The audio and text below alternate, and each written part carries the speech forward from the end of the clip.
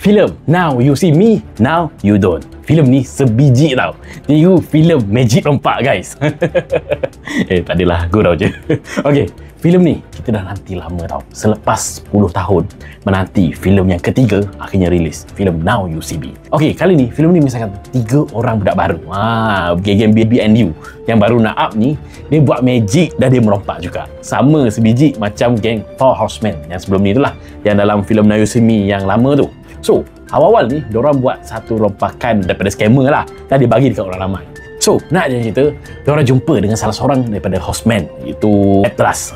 Atlas ni pun, dia pun rekrut diorang bertiga ni untuk buat satu misi yang mustahil.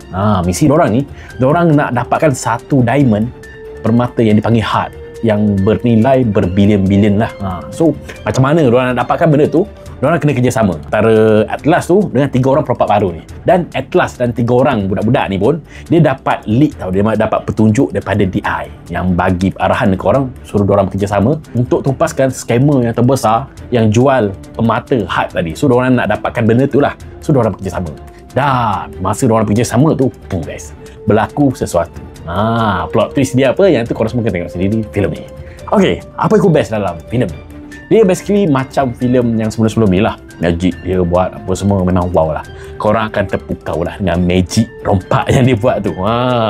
Dia illusion yang dia buat semua tu. Dan bila dia explain balik dia buat macam mana, kita macam wow.